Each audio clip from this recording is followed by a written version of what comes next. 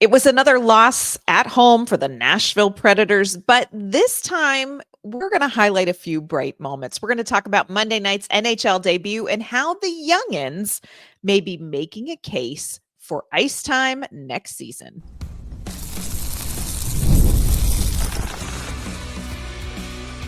You're Locked On Predators, your daily podcast on the Nashville Predators, part of the Locked On Podcast Network, your team every day. Welcome to the Locked On Predators podcast. Thanks so much for making us your first listen of the day. We are, of course, your free daily Nashville Predators podcast. We are a part of the Locked On Podcast Network, your team every day. Want to kick off our Tuesday episode this week, shouting out our Locked On Predators insiders and, of course, our everydayers who tune in to talk Nashville Predators hockey with us. Y'all hang on. We're almost there. I am Ann Kimmel. I am a writer and co-host with Penalty Box Radio. And friends, I have a partner in crime. You do, and we need those to get through these last couple games of this season. I am Emma Lingan, and I am the Nashville Predators site editor and reporter for the Hockey News. Emma and I sat through another game at Bridgestone Arena. Another loss for the Nashville Predators. We were starting to feel good about ourselves, friends, but then you get that reality check. Predators fell Monday night to the Utah Hockey Club by a score of 7-3. On today's show, we're going to recap that game, including our one word to describe what we saw. We're going to talk about some of the bright spots in this game, another NHL debut against Utah, and another little NHL milestone, the first of, I think, many for another young player. The young ones, Emma, they are pushing for some time. They're making a good argument for themselves. So we're going to dive into this. Again, Preds lost to the Utah Hockey Club 7-3. I'm actually going to kick it off with one word, Emma, because I feel very strongly about this. And my one word is Optimus Prime. Now, if Emma knows this about Emma has seen the secret life that I live. My husband is a toy collector and he collects Transformers and Star Wars from his childhood back in the 80s. So when I say that I know Transformers friends, somehow I know Transformers. There are people who do this that end up married to lovely women like me. But Optimus Prime is his favorite Transformer. And I chose this, Emma, because the Transformer little song is more than meets the eye. I'm not going to sing it. And I feel like when you look at the box score, like when you scroll through in the morning NHL scores and you see 7-3, you're going to be like, so typical of the Nashville Predators. But this game had more to it than a 7-3 game. Like, this was a close game up until about 8 minutes left to go, where it became a 2-goal game. And Nashville came back from a 4-1 deficit to make it a 4-3 game. So while the final score looks like a semi truck, the game really is a robot.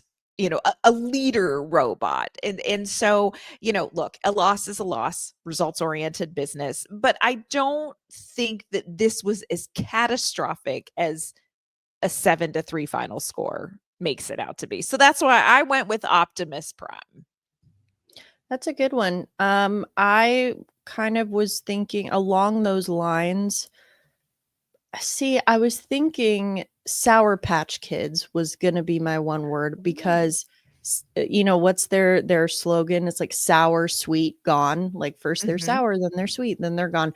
But this was almost the reverse. It was like sweet, then sour, then gone. But I mean, either way, it could kind of work. It's like, well, you think it's going to go one way. It's like, well, they're going to lose. And then Nashville battles back and they make it a 1-goal game. And you're like, ooh, it's a little sweet now. And gone. It's just gone. And, they score.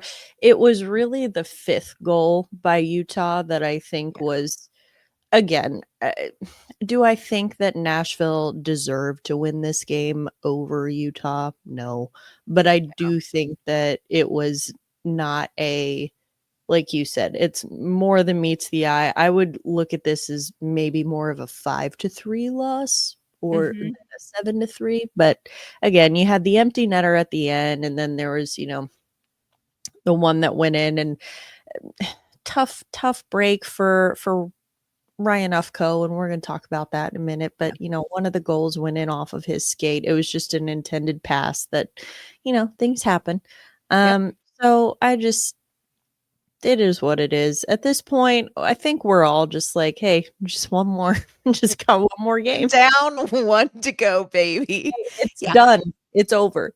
It is. And look, Nashville has played games where another team has put up a touchdown against them, and it has been because they have been outplayed by a touchdown's worth of goals. And this one was it was not quite as lopsided. The problem is, and look, rightfully so, Nashville Predators fans have hockey sunburn. Like, you know what? When the season has been the way it is, yes, this really isn't your typical 7-3 game, but it still is a 7-3 game.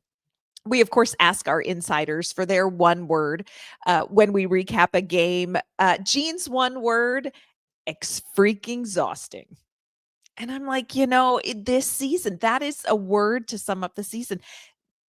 Very, very hard to watch this team play well and not get wins, play okay, but not be the team that can sneak the okay wins. And this was just another one of those nights where you're like, yeah, it's the hope that'll kill you, Emma. It's the hope that'll kill you.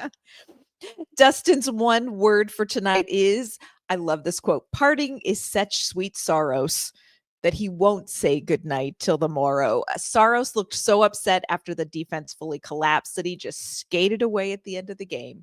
They just fell apart after what I thought was a valiant effort on offense. And I would agree with that. I think there was Nashville got 3 goals. Look, that's where we're at. Predators got 3 goals. Do you remember the days not too long ago, friends, where Nashville would have, the players would have pooled one of each of their kidneys together to score 2 goals in a game? I mean, it was Fedor Svechkov, he said it best. He's like, hey, Yeah. we scored 2 goals and I'm impressed. I'm It's like, impressed. Yeah. same. Yeah. And they scored 3. Unheard of. 2 weeks ago. And yet that is why the Nashville Predators have lost, I believe, 8 of their last 10. Yeah, you got to score more than a goal from time to time. But hey, they scored 3. They scored 3. Pete's one word, undecided. About what is more maddening, the constant soft play or the constant blown assignments. And there were some blown assignments in this game. And we're going to talk about that coming up. This was an NHL debut. Look, here's what's real. When you look at the Nashville defense, you don't recognize some of them because they're basically, if you're not Brady Shea, you're new. You're still trying to find the ketchup in the cafeteria at Bridgestone Arena, friends. And we had another new face in the lineup tonight. Coming up, we are going to talk about the NHL debut of defenseman Ryan Ufko. We're also going to talk about another NHL milestone of note with another young player on the roster.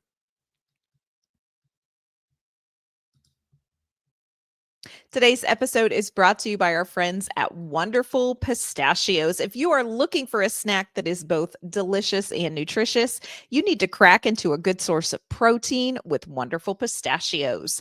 Wonderful Pistachios is one of the highest protein nuts. Each 1 ounce serving has 6 grams of protein, giving you over 10% of your daily value. Plus, they are packed with fiber and better for you unsaturated fats to help keep you feeling fuller longer. Personally, I am the no shells variety kind of girl. It is a great grab and go snack for busy days, something that you can eat right at your desk, or if you are on the go running around in your car, it is a great take along snack as well. And when you hit that point in the day where you know what, I just need a little bit of protein, it is a great go-to. But if you are somebody who loves cracking open every shell for that satisfying crunch, they have an in-shell option that is a classic. classic favorite. Get snacking and get cracking with the snack that packs a protein punch. Visit wonderfulpistachios.com to learn more. Emma, this was kind of an abrupt, we didn't have much time to get super excited about this abrupt NHL debut tonight. Went to morning skate this morning, just watched morning skate, all them skating out there. We knew most of them. And then find out that Ryan Ufko received the call from the Nashville Predators, quickly got himself to Nashville and made his NHL debut. Ryan Ufko, of course, a defenseman. He has been playing in Milwaukee. He played for UMass previously, joined the Milwaukee Admirals at the end of last season, went on that playoff run with them last season to the Western Conference Finals, and of course has been in Milwaukee this season. This is a player I've been waiting to see. Here's what I will say about Ryan Ufko. Ryan Ufko is fun size, which should not matter. But Nashville, for some reason, seems to obsess about size of defensemen. So Ryan Ufko, you are not getting a Luke Shen. You are getting a Ryan Ufko. And I really like his skill set. I think this is somebody that they have wanted to get a look at the NHL level. And at this point, YOLO. But Andreas Englund out, Ryan Ufko quickly in the lineup. This was an NHL debut that had some rocky moments, but I don't think anything shocking for a defenseman coming into the NHL the second to the last game of the season necessarily. Yeah, I mean, the fact that he got the call, he said at like 9:30 or 10 in the morning. Yes. After he played a game yesterday. Like, I mean, that kid has got to be running on pure adrenaline, and I'm more impressed that he got there in time, quite honestly. I am so amazed. Like, so amazed. 9:30 or 10 is, that's kind of late in the morning at that point. And, to get the call and be like, hey, you're going to Nashville. And, I think he said he got in around 1 or 1:30, which I imagine he got a direct flight then. Good for him. And he said his family was with him too in Milwaukee, and they actually drove down to Nashville and made it in time, which is even more impressive. So yeah, I think, again, when you're not even expecting to be there at all and you get thrown into the lineup, yes, there were a couple, a few giveaways here and there. I mean, just a couple blown assignments. But again, like, kid didn't even think he was going to be playing in the NHL tonight. So like, there was nothing that jumped out at me as anything more than just a kid playing in his first NHL game on like 5 minutes notice, because that's basically what happened. So there was really nothing that jumped out at me, about him. And of course, like, he's got to be nervous. And talking about blown assignments, I mean, like, he probably doesn't know what his assignments are. Like, thankfully they put him with Mark Del Gaizo. They played together in Milwaukee a lot. Otherwise, I'm like, he probably doesn't even know everyone's name. Much less where the ketchup is. So, they're got a lot to figure out.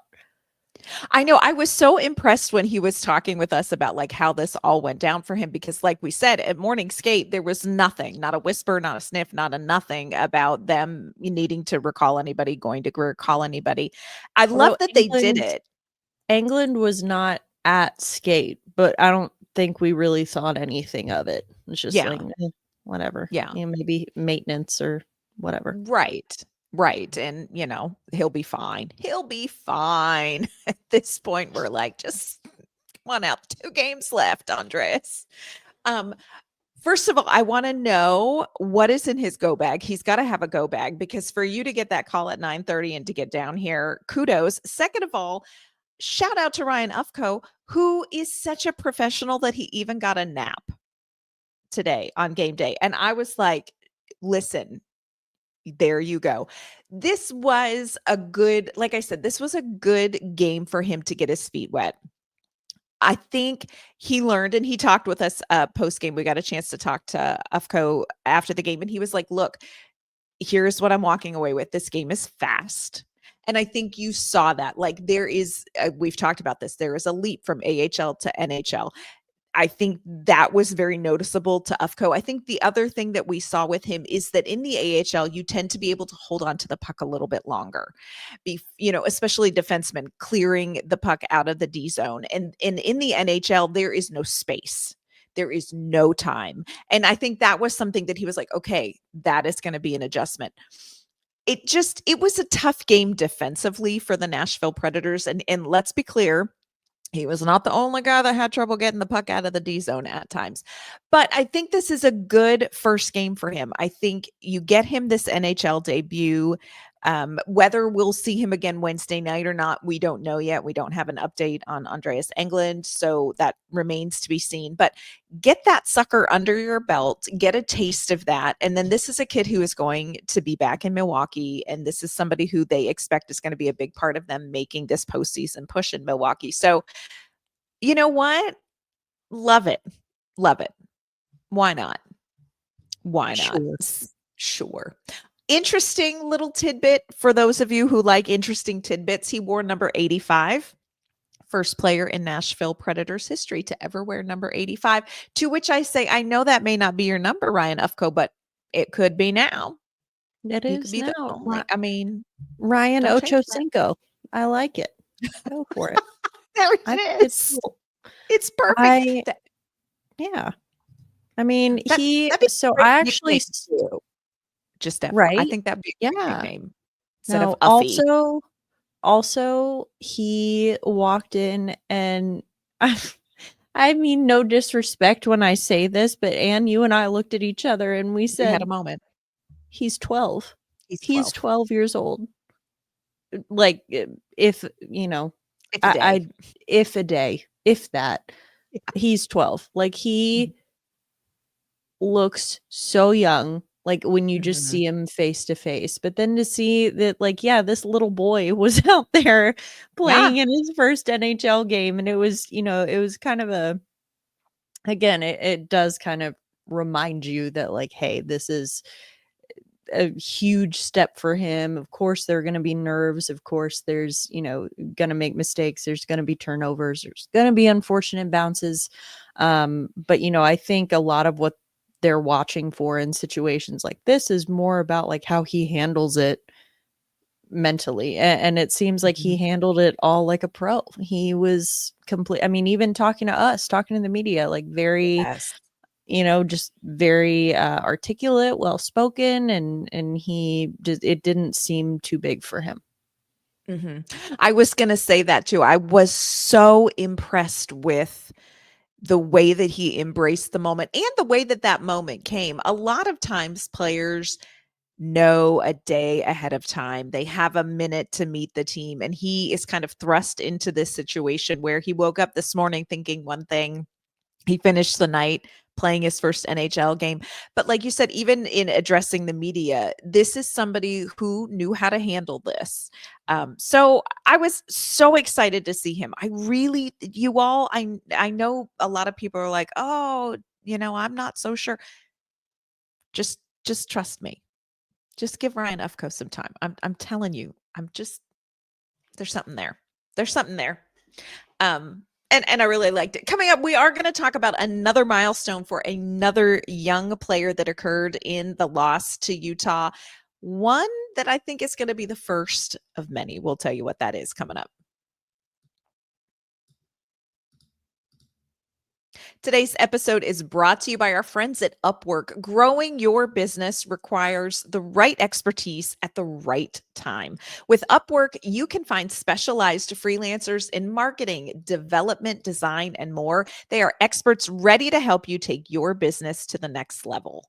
Upwork gives businesses flexibility by connecting them with top freelance talent across multiple industries, including IT, AI, web development, marketing. Whether you need extra hands for a project or if you are looking for a long-term partner, Upwork makes hiring simple and affordable. Instead of hiring full-time, Upwork helps find affordable top-tier freelancers to grow your business in an efficient way. Visit upwork.com right now and post your job for free. That's upwork.com, upwork.com to connect with top talent and grow your business today. So another milestone tonight, and I do think this is one that is going to be the first of many, Emma. Young Matthew Wood, speaking of the youngins, Matthew Wood got time in the game tonight with Michael Bunting and Steven Stamkos and recorded his first NHL point. It was the primary assist on Michael Bunting's goal. I swear if somebody did not grab that puck, I will lose my Jesus. That's one of those things I always ask the players, did you get the puck and what are you going to do with it? Because I'm fascinated by what they do with kind of those mementos over the course of their career. But yeah, Matthew Wood, I think that says something when you have a head coach and a coaching staff that says, you know what, let's take this kid in his 5th NHL game and let's put him with Steven Stamkos in a top 6 role and see what happens. There were moments where I was like, he sees it. He may not have been able to execute it, but he sees it. Matthew Wood sees it. And this was just another game where I feel like, okay, Matthew Wood, I like what we're seeing here. What did you take away from his performance, especially playing those top line minutes with players like Bunting and Stamkos? Well, I mean, I think first you acknowledge that I want to say he had like 3 turnovers or 3 giveaways. Like there were definitely some moments where you're like, oh yeah, this is his 5th NHL game. But right. I do think that, overall I don't think it necessarily revealed any new issues or new things that we weren't aware of about Matthew Wood. Like his skating could still use a little bit of work. Just the kind of things like spatial awareness and things like that will come with time. Again, 5 games, like he has not been beaten down and ridden hard and put away wet by this season like the rest of us have. So he is true. So, I think that of course there were some moments where he did get exposed a little bit, but I mean, again, we've said this before. How else are you supposed to learn? Like, yeah. And what does it hurt? I think this is interesting. According to Natural Stat Trick, the best Nashville Predators forward lines when it comes to expected goals for, 2 lines tied for the best in expected goals for: Forsberg, Ryan O'Reilly, and Evangelista, Michael Bunting, Steven Stamkos, and Matthew Wood. And I think, okay, I like to see that. Speaking of Evangelista, Luke Evangelista went down, I believe, in the second period. It was kind of a weird, wonky ending to the second period. There was an issue with the ice, so they wrapped up the second period with like 3:44, 3:22 left to go, and kind of added that to the third period. But Luke Evangelista went down, took a puck to the face, came back. He had the full shield on his helmet, and then we did not get a chance actually to talk to him post game because he was headed right to the dentist, y'all. So at least it wasn't the hair. I guess that's what we say at this point. So well, tough. A lot of people don't know this or don't remember this from last year because this was a thing last year. Mm-hmm. He already has 1 fake tooth, and it was from something that happened in junior when he was in London, and it was something like last year. He sent it away to get it, like, I don't know if it was to get it cleaned or something, but it was like he showed up without a tooth one day, and we're all like, what happened? Hey. He's like, oh no, that's been there. Like, I don't know if it was getting like refitted or cleaned, or I don't know what one does with false teeth, but for anyone who is concerned, this is not his first rodeo. If he did in fact lose a tooth, which we don't know for sure, but yes, he did come back with the fishbowl. And Yep. he scored a goal, which means that basically he is never allowed to not wear the fishbowl ever again. And of course, he capped it off with the John Cena "You Can't See Me" celebration, which was great. It just He and the is fact that he did it with the fishbowl on was just so great. he what do you say? Like, what do you say at this point? Go for it. Luke Sure. Evangelista, go for it. Like, one of my favorite hockey memories will be him, and I don't even remember who he talked to, but somebody committed a penalty against him last season, and he said, bad boy, go. Bad boy. Bad boy, bad boy." I'm like, "Oh, Yeah. child." He's so he's just really interesting. When you look at this Predators team, and Emma, look, I don't think anybody expected that Nashville would have 7 NHL debuts, 7 rookie laps so far this season. When you look at this roster, do you think that there have been enough pushes by rookies to make Barry Trotz and Andrew Brunette go, maybe we just let them step in? Like, there've been a lot of laps. And, I wonder, are the youngins saying, "You know what? It might be time." Are they giving Barry Trotz enough to think about? I mean, I think it depends a little bit. There's certain as far as the circumstances and the timing of when these different guys make their debuts. I mean, like Adam Wilsby, remember him? It's been 84 Oh, years since we've seen him, but do. like Adam Wilsby, Fedor Svechkov, Zach LaRue, those are guys that it's like, yeah, like Mhm, they will probably be in the lineup next year in considerable roles with considerable mhm. playing time. And then but guys like, Joachim Kimmel, Ryan Ufko, Ozzy Weisblatt as well, I would put in that Yeah. previous category. I think that he's NHL ready, to be quite honest with you. But you know, guys that are kind of making their debuts just to be like, all right, let's just see. Let's see. Mhm, And, it might just mean they might just need a little more time to marinate, and that's okay. Like, I don't know. I think in a perfect world, we would not have seen Ryan Ufko's NHL debut this year. yeah. And I mean that like things would be going much better for this team Mhm, and we wouldn't have had to see him. But yeah, I think that again, I've said this before. They've got some good pieces in the pipeline.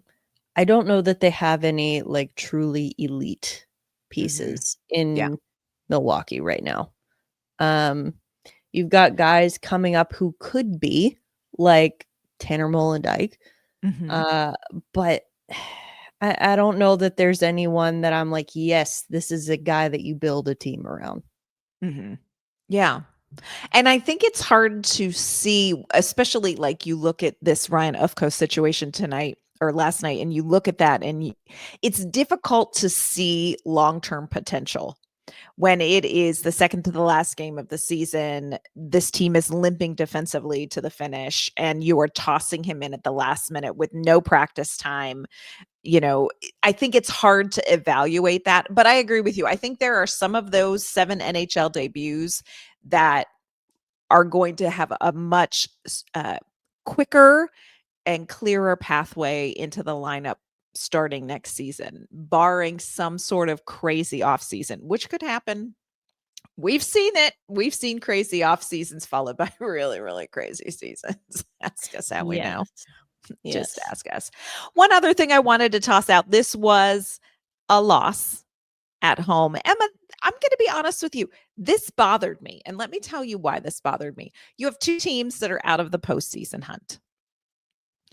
I feel like and look, I know Utah has a better record. Obviously, Utah clearly scoring more goals per game than the Nashville Predators because literally every team is. I feel like this is a home game you win, though. I feel like this was a home game Nashville should have won. You are playing for pride. I talked with Jonathan Marchessault, and he was like, at this point, you are playing for pride. You are playing because you are an NHL player. You are playing for the fans who have stuck with you. And I'm like, that was a game that I wish Nashville would have won at home. And they just can't seem to win at home this season. What is that about? Well, I mean, last year was it? I thought it was last year. They couldn't win on the road, or they couldn't win at home.